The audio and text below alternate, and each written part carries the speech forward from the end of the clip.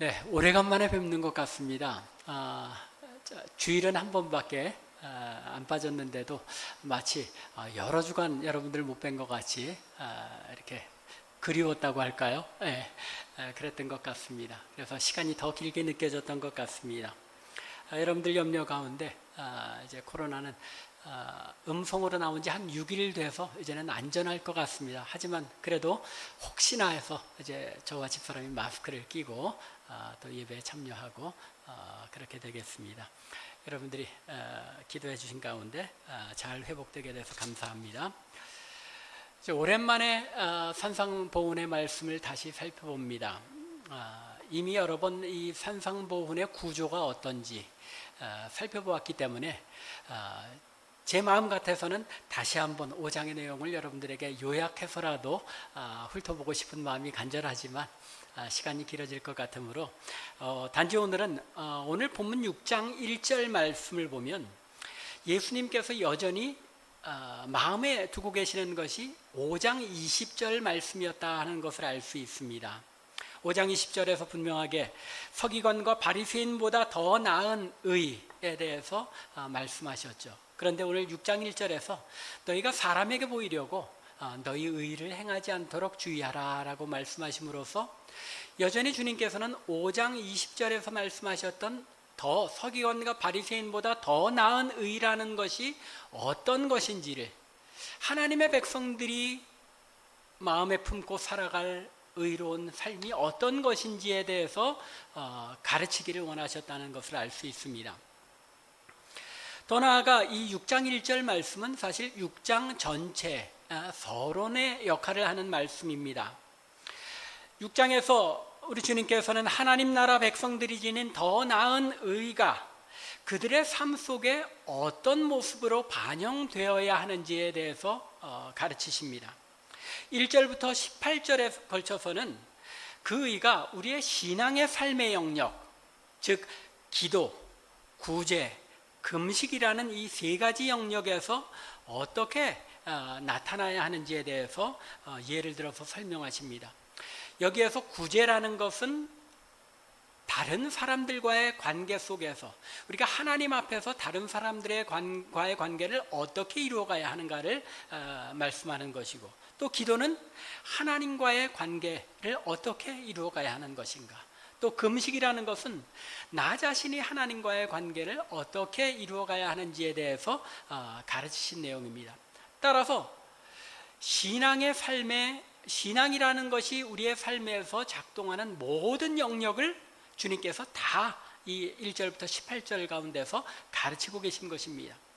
그리고 이어지는 19절에서 34절에 걸쳐서는 우리의 매일매일의 삶 속에서 그 의가 어떤 모습으로 나타나야 하는지를 일러주십니다.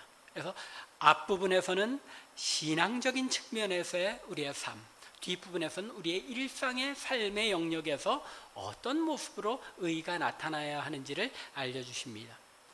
그래서 오늘은 이제 본문이 1절부터 4절까지만 우리가 잡았기 때문에 이 부분에서 주님께서 강조하시며 가르치신 내용이 무엇인지에 대해서 우리가 함께 생각해보며 은혜를 나누고자 합니다. 항상 제가 강조했죠.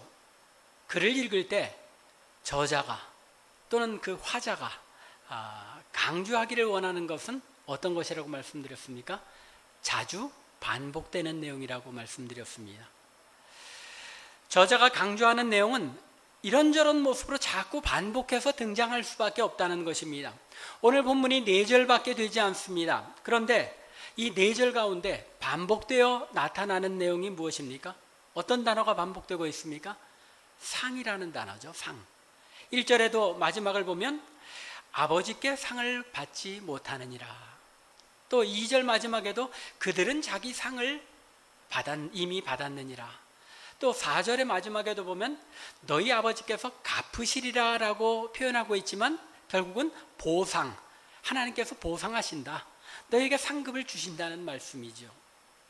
사실 이것이 끝이 아닙니다.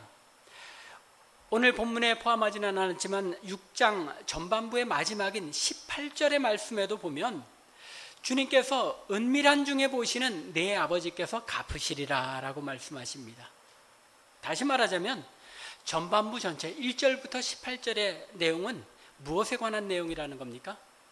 하나님께로부터 우리가 받을 상급이 있다는 사실입니다. 사실 상급에 대해서는 우리 복음주의 진영 내에서 많은 논쟁이 있습니다. 심지어 우리 개혁주의 안에서도 많은 논쟁이 있습니다.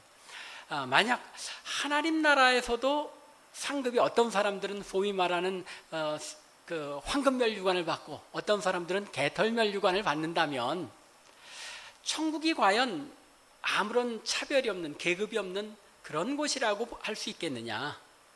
그러니 상급이라는 것이 천국에 과연 있겠느냐라고 의문을 가지는 사람들이 있습니다. 사랑의 하나님께서 하나님 나라 백성들 가운데서조차도 더 큰 상급을 주고 더 작은 상급을 주셔서 차별하신다는 것, 있을 수 없다는 것입니다. 그래서 어떤 사람들은 여기에서 한 걸음 더 나아가서 하나님의 성품상 하나님은 사랑이신데 지옥이라는 것도 있을 수가 없다라고 지옥마저도 부인하는 그런 목사님들, 신학자들조차 있습니다. 우리 개혁주의 안에서도 있습니다. 또 상급이 있다고 해도 과연 상급을 성경에서 가르친다고 해도 천국에 가면 그 상급이 의미가 있겠느냐라고, 상급이라는 것이 그저 표현상의 의미일 뿐이다라고 이야기하기도 합니다. 일면 논리적으로 생각해 보면 그럴듯해 보이는 이야기이기도 합니다. 그런데 상급이라는 것이 과연 무엇인지, 예수님께서 말씀하신 또 성경 전체에서 가르치는 상급이라는 것이 무엇인지에 대해서는 상당히 긴 설명이 필요하니까 오늘 우리가 이 문제는 다루지 않는다고 하더라도 분명한 점은 예수님께서 그리고 성경에서 상급이 존재한다는 사실을 강조한다는 점입니다. 성경의 여러 곳에서 상급에 대해서 분명하게 말씀하고 있죠. 이미 우리가 예전에 살펴본 팔복의 마지막 부분인 5장 11절과 12절에서 주님께서 뭐라고 말씀하십니까? 나로 말미암아 너희를 욕하고 박해하고 거짓으로 너희를 거슬러 모든 악한 말을 할 때에는 너희에게 복이 있나니 기뻐하고 즐거워하라. 하늘에서 너희의 상이 큼이라. 분명하게 너희가 이 땅에서 박해를 받고 핍박을, 나로 인하여 핍박을 받는 것, 오히려 그것을 기뻐하고 즐거워해라. 왜냐하면 하늘의 상급이, 너희가 더 큰 핍박을 받을수록 더 큰 상급이 있기 때문이다 라고 말씀하십니다. 그리고 오늘 본문에서 분명하게 또 아버지께 받을 상급이 있다고 가르치시며 강조하십니다. 뿐만 아니라 상급에 대한 주님의 가르침은 누가복음 19장 11절 이하에 있는 열문화의 비유에서도 잘 나타납니다. 어떤 귀인이 이제 왕위를 받으러 멀리 갔다가 온다고 합니다. 예수님께서 이제 하나님께 나아갔다가 다시 돌아오실 것을 상징적으로 표현하신 말씀이죠. 그런데 그 귀인, 그 왕이 떠날 때에 종 10명을 불러서 그들에게 한 문화씩, 은화 한 문화씩을 주고 떠나갔다가 돌아와서 셈합니다. 첫째 종은 한 문화로 몇 문화를 남겼습니까? 10문화를 남깁니다. 그러자 주인이 잘하였다 착한 종이요, 내가 지극히 작은 것에 충성하였으니까 10고을의 권세를 차지하라 라고 10고을을 다스릴 권세를 주십니다. 둘째 종이 한 문화를 받았는데 5문화를 남겼습니다. 그러자 주인이 그에게도 다시 너도 5고을을 차지하라 라고 말씀하십니다. 마지막 한 사람이, 한 종이 나와서 주인이여, 나는 당신이 주신 그 한 문화를 수건에 싸서 두었다가 이제 그대로 가져왔습니다 라고 보고할 때에 주님께서 곁에 서 있는 자들에게 그 한 문화도 빼앗아서 10문화 가진 자에게 주라고 명하십니다. 물론 이 비유의 말씀이 맡겨진 사명과 은사에 관한 가르침이기는 합니다. 주님께서 주신 사명과 은사를 주님께서 다시 오시는 날까지 우리는 최선을 다해서 그것을 경영하여 열매를 맺고 소득을 남기는 그런 충성된 종들이 되어야 한다는 말씀입니다. 하지만 여기에 분명히 암시되어 있는 말씀이 무엇입니까? 마지막 심판의 자리에 분명하게 상급이 있다는 것입니다. 그 행한 바에 따라서 주님께서 상급을 주신다는 것입니다. 뿐만 아니라 요한계시록 22장 12절에 가서도 보면 보라 내가 속히 오리니 내가 줄 상이 내게 있어 라고 말씀하십니다. 각 사람에게 그 행한 대로 갚아주시리라고 주님께서 말씀하십니다. 따라서 오늘 본문에서 주님께서 분명하게 강조하시는 것은 아버지께 받을 상급이 있다는 사실입니다. 그런데 여기서 한 걸음 더 나아가서 우리가 생각해 보아야 할 것은 예수님께서 상급이 있다는 사실 그 자체만을 강조하기 위해서 이 말씀을 하셨겠습니까? 아니죠. 상급이 있다는 것을 왜 강조하십니까? 너희는 그 상급을 사모하고 기대하며 소망하라는 것입니다. 여러분들은 상급을 소망하고 살아가고 있습니까? 물론 우리 모두 다 상급을 바라고 또 사모하며 살아갈 것입니다.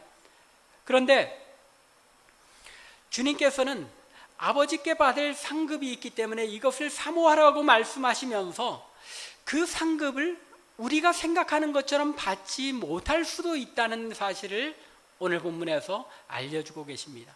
즉 상급을 받는 방법이 어떤 것인지를 정확하게 우리에게 알려주시는 것입니다. 두 가지 면에서 아버지께 받을 상급에 대해서 말씀하시는데, 첫 번째는 소위 네거티브한 방법이라고 그러죠. 부정적인 관점에서 너희가 이렇게 되지 않도록 조심해라, 이렇게 되면 상급을 받지 못하니까 조심하라 라고 말씀하십니다. 1절 말씀이죠. 뭐라고 말씀하십니까? 사람에게 보이려고 그들 앞에 너희 의를 행하지 않도록 주의하라. 그렇게 하면 너희가 아버지께 상급을 받지 못하기 때문이라는 것입니다.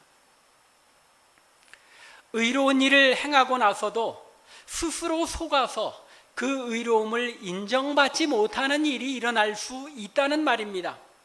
하나님 앞에 올바른 것 같은 일을 행하면서도 그것이 올바른 일이 되지 못하는 일이 발생한다는 것입니다. 두려운 경고의 말씀 아닙니까?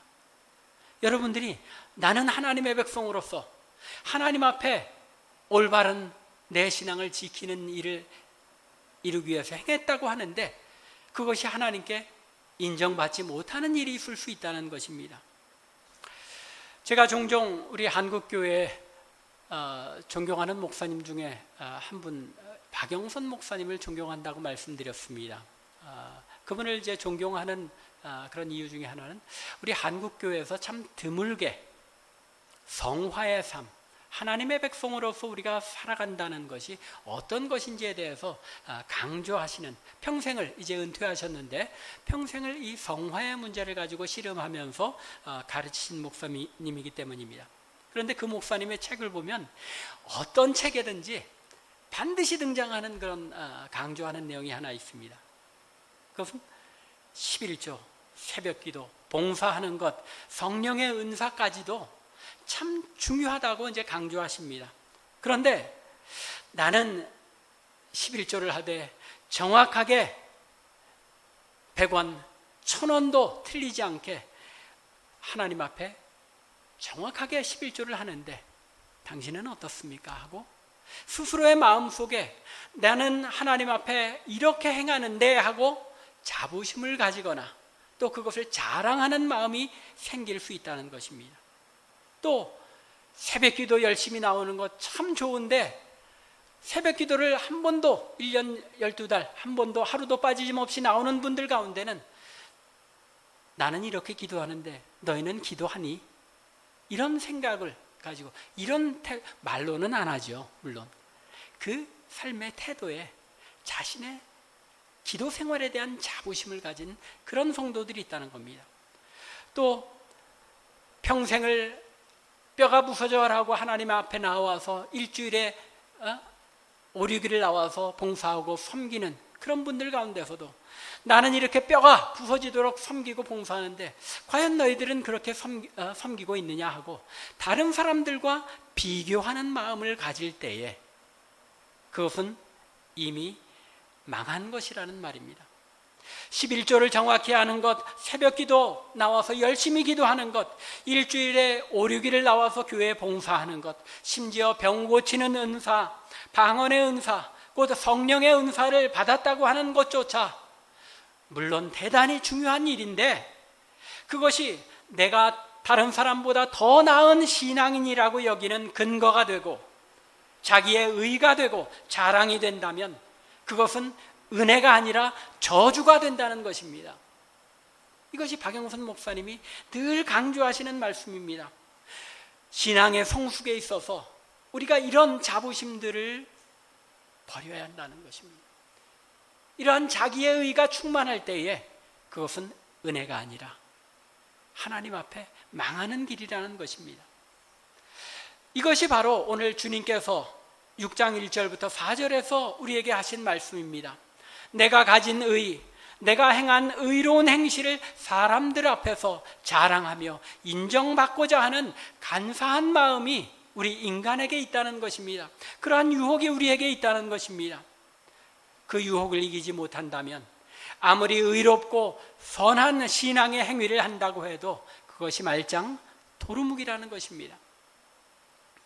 우리 인간에게는 하나님의 영광을 위하여 행한다고 해놓고도 그 영광을 내가 취하려는 부패한 마음, 교만한 마음이 있기 때문인 것입니다. 교회 일, 하나님 나라의 일을 섬기고 봉사해놓고 사람들이 알아주지 않고 칭찬해주지 않으면 내 마음에 조금 서운한 마음이 드십니까? 그런 경우들 종종 보는 것 같아요.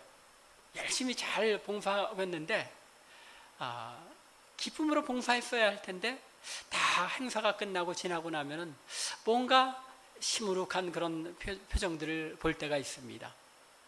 그리고 또 그거를 참 강단에서 목사님들이 리코나이즈 해주고 그러지 않으면 뭔가가 빠진 듯한 그런 마음을 느끼는 그런 봉사자들이 있는 것을 보게 됩니다.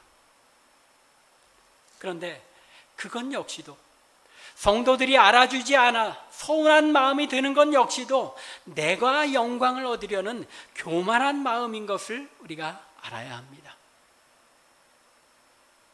우리가 하나님께 드린 것이라면 그것 자체로 기뻐야 하잖아요. 내가 섬긴 것, 내가 헌금하고 내가 봉사한 것, 또 내가 열심히 기도 생활하고 성령 충만한 삶을 사는 것, 다른 사람이 인정해 주지 않아도 그것 자체가 나의 기쁨이요 영광이 되어야 하는데 뭔가가 내가 다른 사람들이 알아주지 않은 것 같아서 서운하다면 그것은 내 의, 내 자랑이 되고 만 것이라는 말입니다. 그래서 예수님께서는 2절에서 아주 재미있는 예를 드십니다.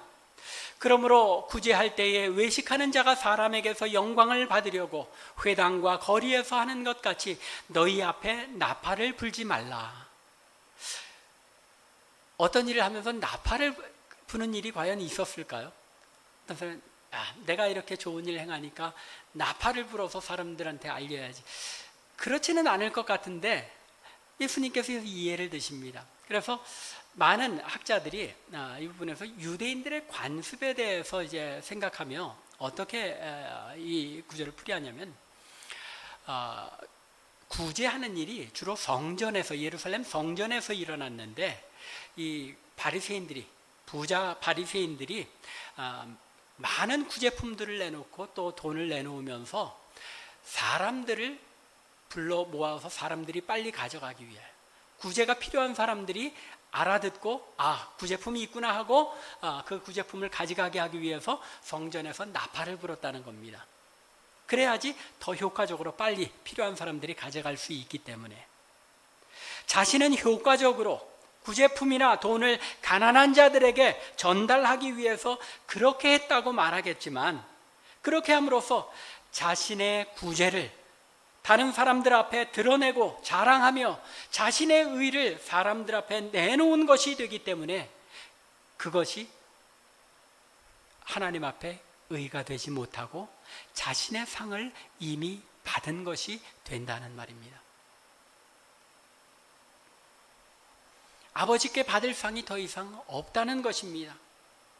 이것이 참 인간의 간사하고 또 교묘한 그런 마음의 작용이죠. 자신의 생각으로는, 의도로는 이건 하나님의 영광을 위해서, 또 이를 효과적으로 나타내기 위해서라고 말하지만 사람들 앞에 자신의 행위, 내가 이런 일을 했소라고 내놓고자 하는 것, 그런 마음의 동기가 그 밑에 자리 잡고 있을 수 있다는 것입니다. 예를 들어서 제가 다른 사람들한테는 얘기를 안 해도 저희 집사람에게, 여보, 내가 참 남들에게 신세진 것, 빚진 거는 절대 안 잊어버리는데 남들에게 베푼 것은 너무 잘 잊어버리고 그 까마득한 그런 기억으로 생각조차 못하는 그런 경우가 참 많이 있는 것 같아. 저희 집사람에게 얘기할 때 이미 그 말 속엔 뭐가 담겨 있습니까? 적어도 내가 이런 신앙생활을 하는, 이런 신앙 인격을 가진 사람이야 라는 사실을 드러내고 있는 겁니다. 하나님께 받을 영광이 이미 사라져버리는 것입니다. 나의 의가 마음 깊이 자리 잡고 있어서 그러한 행동은 실패한 의가 되고 만다는 것입니다. 또 사람들 중에는 좋은 일, 공이 되는 일은 내가 이렇게 해서 그 일이 이루어졌다라고 은근히 공치사하고 자기 공으로 돌리려는 그런 분들이 있습니다. 교회 안에서도 많이 봅니다. 직접적으로 제가 얘기는 못하죠. 그 마음은 실패한 믿음입니다라고 말하고 싶지만 말씀은 못합니다. 그런데 그런 경우들 많이 보게 됩니다. 그런 마음이 바로 하나님 앞에 자기 상을 받지 못하고 이미 사람들 앞에서 내 상을 받아버리고 만 경우가 된다는 것입니다. 그러한 이유 때문에 주님께서는 스스로 속이는 자신의 마음을 들여다보고 내가 행하는 선행과 봉사가 누구를 위한 일이고 무엇을 위한 것인지를 잘 분별하라고, 주의하라고 명하신 것입니다. 사람에게 보이려고 그들 앞에서 너희의 의를 행하지 않도록 주의하라. 아무도 모르게 행해야 하는데 사람들 앞에 내가 행하는 것을 나타내고 언급하는 것, 또 말하는 것, 그것 자체에 이미 우리는 하나님 앞에서 받을 상을 잃어버리는 일이 되고 만다는 것입니다. 또한 주님께서는 이렇게 스스로의 마음에 속지 말라고 명하시는 한편 적극적인 측면에서 아버지께 상을 받기 위한 방법을 알려주십니다. 3절과 4절입니다. 너는 구제할 때에 오른손이 하는 것을 왼손이 모르게 하여 내 구제함을 은밀하게 하라. 은밀한 중에 보시는 너희 아버지께서 갚으시리라.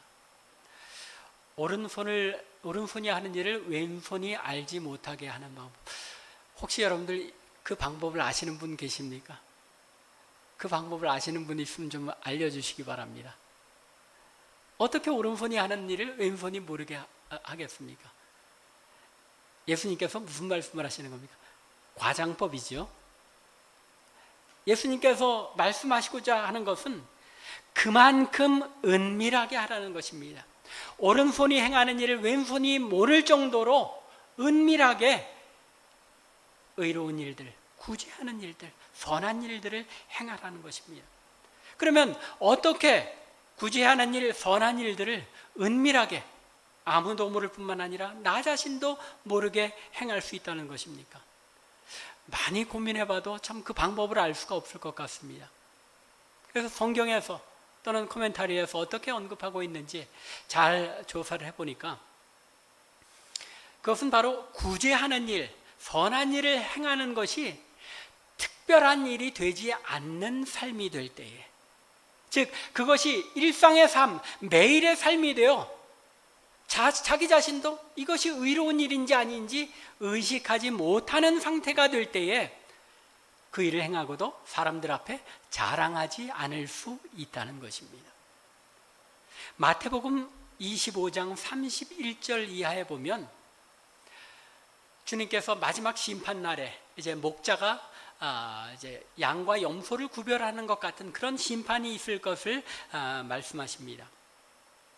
그때 이제 오른편에 둔 양들에게 임금이 말씀하시기를 내가 줄일 때에 너희가 먹을 것을 주었고 목마를 때에 마시게 하였고 나그네 되었을 때 영접하였다라고 이렇게 그들의 선행에 대해서 말씀하시니까 이 오른편에 있던 양들이 묻습니다. 언제 그렇게 했습니까? 나는 내가 주님께 그렇게 대접한 것을 알지 못하는데요 라고 대답을 합니다. 그러자 임금이 지극히 작은 자에게 한 것이 곧 내게 한 것이라고 말씀하십니다. 적어도 이 사람들에게는 매일매일의 삶 속에서 가난하고 연약한 사람들을 돌보고 구제하는 일이 일상생활이 되어버려서 특별한 일을 행한 것처럼 여겨지지 않을 정도였다는 것입니다. 그들에게는 그것이 당연한 일상의 삶이었고 특별한 일이 아니었던 것입니다. 오늘 본문에서 주님께서는 구제를 과연 해야 되느냐 말아야 되느냐를 말씀하지 않는 것을 볼 수 있습니다. 어디서 할 수 있느냐고요? 2절과 3절을 보면 구제할 경우에 라고 말씀하시지 않고 뭐라고 말합니까? 너희가 구제할 때에. 구제하는 삶이 당연한 삶인 것을 말씀하시는 겁니다. 너희가 늘 하듯이 구제할 때에 이렇게 행하라, 이렇게 행하지 말라라고 말씀하시고 있는 것입니다. 구제의 행위, 선하고 의로운 행위를 당연한 일로 여기고 있어야 한다는 것입니다. 하나님의 백성에게 있어서 구제의 행위는 해도 되고 안 해도 되는 선택의 문제가 아니라 언제든지 내가 가진 것을 나눌 수 있는 사람이 되어야 한다는 것입니다. 그것이 일상이 되어질 때에 우리는 구제하고도 그것이 특별한 일을 행하는 것이 아니라 당연히 해야 할 일, 늘 일상 행하는 일, 따라서 오른손이 행한 것을 왼손이 느끼지 못하는 일, 그런 일이 되어진다는 것입니다. 구제는 경건한 하나님의 백성들이 다른 사람들과의 관계 속에서 나타내야 하는 신앙의 삶, 일상의 삶이라는 것입니다. 그래서 야고보는 그의 서신 1장 27절에서 이렇게 말씀합니다. 하나님 앞에서 정결하고 더러움 없는 경건은 곧 고아와 과부를 그 환난 중에 돌아보고 또 자기를 지켜 세속에 물들지 아니하는 그것이니라 라고. 진정한 경건이 무엇이라고요?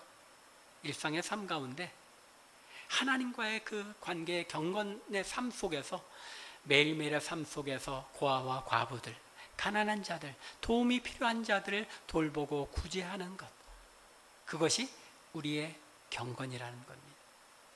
경건한 하나님의 백성일수록 나누는 삶이 일상화되어지고 그것이 특별한 행위가 되어지지 않을 때에 마지막 날에 주님께서 내가 나에게 이렇게 행하였지 않느냐 하고 상급을 주시고 축복하신다는 것입니다. 진정한 경건, 하나님 앞에서 행하는 참 경건의 삶은 가난한 자, 소외된 자를 돌보며 구제하는 일이며 그러한 삶이 일상의 삶이 되어질 때에 비로소 우리는 선한 일을 행하고도 그것이 특별한 자랑이나 나의 상급이, 나 자신의 상급이 되는 것이 아니라 하나님 아버지께 받는 상급이 되어지고 이 은밀한 구제를 통하여 우리는 천국의 창고에 우리의 보화를 쌓아놓게 된다는 것입니다. 말씀을 마무리하겠습니다. 오늘 말씀에서 주님께서 강조하시는 것은 우리가 하나님 앞에서 의로운 삶, 선한 일을 행한 삶을 산다는 것은 이것은 자기 자신을 기쁘게 하느냐와 하나님을 기쁘게 하느냐 사이의 싸움이라는 것입니다. 여러분들, 의를 행하는 것이 나 자신을 기쁘게 하는 일이 되어질 수 있다는 것입니다. 내가 선한 일, 의로운 일들을 행할 때 내 마음의 동기에 누구를 바라보고 무엇을 바라보고 이 행위를 하고 있는지를 늘 마음에 잘 살펴야 한다는 것입니다. 주의해야 한다는 것입니다. 이 믿음의 싸움은 우리가 스스로의 마음을 살펴 내 마음의 중심이, 내 마음의 중심을 바라보시는 하나님에게 있는지를 늘 돌아볼 때에 이길 수 있는 싸움이라는 것입니다. 흔히 우리는 하나님의 영광을 위하여 한다고 말은 하면서도 자신의 특별함을 드러내고 은밀하게 강조하는 교묘하고 간사한 그런 성향이 있습니다. 심지어 간증 집회라는 것 우리가 잘 들어보면 꼭 하나님께서 은혜로 나에게 이런 삶을 베푸셨습니다. 죽을 병에 걸렸던 나를 하나님께서 이렇게 살리셨습니다 라고 말은 하고 하나님께 영광을 돌리는 것 같은데, 잘 들어보면 그 안에 나는 하나님께 이런 특별한 사랑을 받은 특별한 존재입니다 라는, 다른 사람들은 받지 못한 특별한 은혜에 대해 스스로가 드러내는 그런 마음들이 있는 것을 보게 됩니다. 간증 집회가 위험한 이유가 바로 거기에 있습니다. 말은 하나님의 영광을 드러내는데 가만히 잘 들어보면 자기 자신의 의의가 나타나는 경우가 대부분이라는 것입니다. 말씀을 준비하는 설교자들, 설교자들 전체를 얘기할 것 없이 저 자신만 보아도 설교를 준비할 때에는 하나님 친히 말씀하셔서 하나님의 영광만 나타나고 진리의 말씀만 드러나게 하소서 하고 기도하며 준비하지만, 설교가 좀 잘 전달되어서 많은 성도들이 은혜를 받은 것 같으면 오늘 좀 내 설교가 괜찮았나?